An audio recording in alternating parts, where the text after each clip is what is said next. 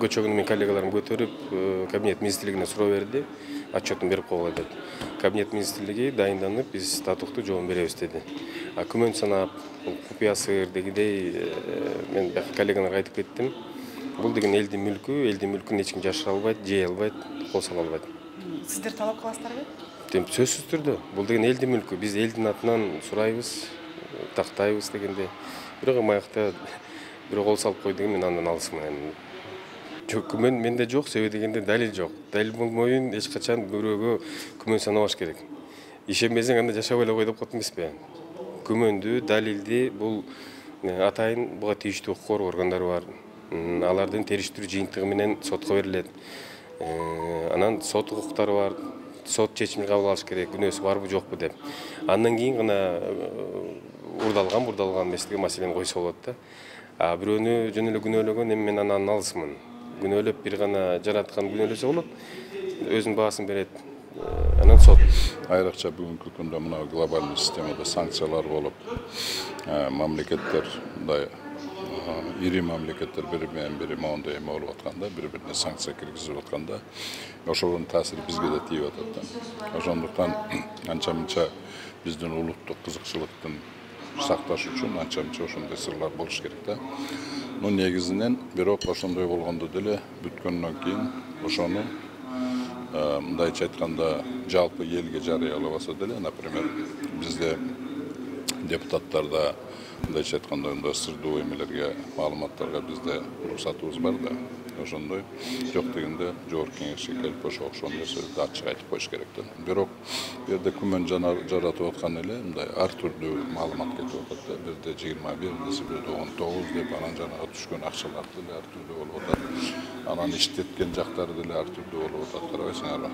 Национальный улуттук банк берген бир жакты айтып атат. Башкалары башка нерсени айтып атат. Мындай иштетти, зарплатага айтса, бир болсо жанагы эмеге деп атат. Интервенция кылып, сомдун курсуну кармаганга жөнөттүк деп атат. 200 миллион болсо, карыз тышкы карызды анан 167 миллионду алтын резервтерге кармап атабыз национальный банктын деп. Анан бул жагда көп суроолор бар да. Эмне үчүн ошол доход Кыргызстандыкы, мамлекеттики да. Ал бюджет аркылуу өткөн жок ошол акчалар. Анан бюджеттен өп турган таркатыш керек эле. Эмне үчүн ал золото-валютный резервге сакталат? Себеби деген закон боюнча улуттук банк Кыргызстандын жанагы эмелер менен жооп бербейт милдеттерге.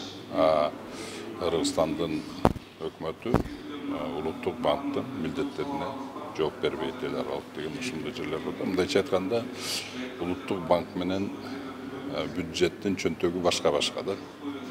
Ошондуктан бюджеттин акчасыны эчтеке болбой эле через бюджет өткөрүлбөй эле национальный банктын, улуттук банктын чөнтөгүндө кармаган бул көп суроолорду жаратат да. Себеби деген улуттук банктагы жанагы золото-валютный резервтер, ЗВРлар, анын максаты, назначениясы башка да. Бюджеттин максаты, назначение башка. Ошондуктан бул жерде жанагы окшогон түшүнүксүз нерселер аябай көп болуп аткандыктан ошондуктан көп суроолор жаралып атат да. Ошондуктан азыр мен жанагы улуттук банк, анан жанагы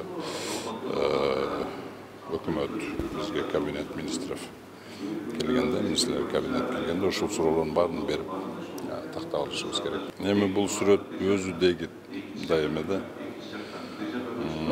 Кандай десем эми мындай президенттин эмесине шек келтирген сүрөт да бул, чынын айтканда. Ал кантип, каерде ал сүрөт болуп калды, эмне үчүн президенттин бир тууган агасы ошондой эме менен алтын менен жүрөт, алтындарга аралашып жүрөт деген эми суроолор көп да. Негизи туугандары дагы президенттинчи ошо аброюн ойлош керекпи президенттинчи? Албетте. Биринчи кезекте президенттин жакындары ойлош керек. Аброюнучу, аброюна эч кандай шек келтирбеш керек. Анан кийин биринчи кезекте, анан президент дагы эгер биз жөнөкөй жаранга кандайдыр бир талап кылып аткан болсо, өзүнүн жакындарына 3 эсе катуу талап болуш керек да. Ошондон анткени ошого окшогон нерселер болбойт деп ойлойм да. Себеби деген мына биз 3 революция болду. kança prezidenttер эме болду.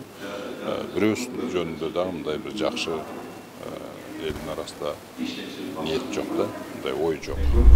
Акылбек Усанбекович буга чейинки айтып, талак берип, ажыраштык, юридикалык жактан четишебиз деген маселелер болуп атпайбы? Ошол эле 26%ды сен тарага берип салганы, келишим бүгүнкү күнү активисттер ошол жактан келишим эч кандай бир күчкө ээ болбогондугун, эч кандай бир мындай бизге өттү деген эч кандай бир кагаз жоктугун коомчулукка айтып чыгып атат да. Бул жалпы эле көп адамдарды мындай күмөн санатып койгон учурлар болуп атат. Ар кандай сүрөттөр чыгып кетип атат, өзүңүздөр көрүп атасыздар. Бул чындыгында жалпы азыр бүгүн Кыргызстандагы адамдардын мындай күмөн санатып атат да. Ошондуктан буну сөзсүз түрдө Акылбек Усанбекович теңиз бөлтүрүк келтирип парламентке ачык айкын ушул жерден айтып бериш керек да, айтып берип, коомчулук ошону билиш керек. Андай болбосо, мындай күмөн санатып канчалык узаткан сайын бул элдин кыжырына тийип, же болбосо көпчүлүк элдин ишениминен кайтып атат да. Туура министрлер кабинети дагы ошол кумтор боюнча биздин мына жаңы сессия жаңы башталып атат. Биз биринчи күндөрдөн эле ушул маселени коюп атабыз. Себеби коомчулукта жанагы шамал болмоюнча дарак кыймылдабайт дегендей, ошол коомчулукта айтылгандан кийин сөзсүз кандайдыр бир себептер болгон үчүн айтылат. Биз дагы чакырганбыз министрлер кабинетинин ошол маселени жооп бере турган өкүлдөрүн чакырып, ошол боюнча жыйынтык алабыз. Алар бизге айтышып атат, кийинки жумада келип кумтор боюнча толук силерге отчет беребиз деп. Эми бизде азыркы күнү эркиндик да, ар кандай кылып чыгарып кое берет. Эми аны биринчи иликтеп, тыкыр иликтеп туруп анан кийин жыйынтык айтыш керек да. Эми жөн эле может өзүнчө мындай кармап туруп түшүп койгондур, ал эмен алтындарды ээлеп алган эмес да. Ошон үчүн мен азыр комментарий бере албайм, себеби көргөнүм жок. Бирок алтындырга кирүүгө ар кимге эле укук берилбейт да. Даже президенттин бир турган болсо да. Укук берилбеш керек, ал жерге белгилүү гана адамдар киргенге укуктуу. Анан мен өзүм көрбөгөн үчүн, эметпеген үчүн ал маселе боюнча айта албайм. Күмөндүү суроолор чындыгында бизде деле пайда болуп атат. Кайсылары? Ушул алтын мына бизге кумтор өттү. Биз аябай сүйүнүп кабыл алдык. Мына бизге ошол канадалык компанияга кеткен алтындар эми өзүбүздүн мамлекетте калат. Бизде дагы айлыктар мына көтөрүлөт. Бизде дагы элдин жакшы жашоосу камсыз болот деп аябай сүйүнүп эметип атабыз. Эми акырындык менен мына айлыктар көтөрүлүп атат. Бийликтин деле аракети көрүнүп атат. Мына жакында эле 1 августтан баштап кызматкерлерге, мамлекеттик кызматкерлерге көтөрүлдү. Майда жана кичинекей кызматкерлерден баштап 2 эселеп көтөрүлдү. Бул дагы ушул биздин кумтөрдүн берген, элге берген жыйынтык эми салымы деп ойлойм да. Ошон үчүн азыр биз келип отчет берип, бизге мындай деп айтмайынча биз азыр эч кандай мындай эме биле албай атабыз да. Наркы жумада анык болуп калат.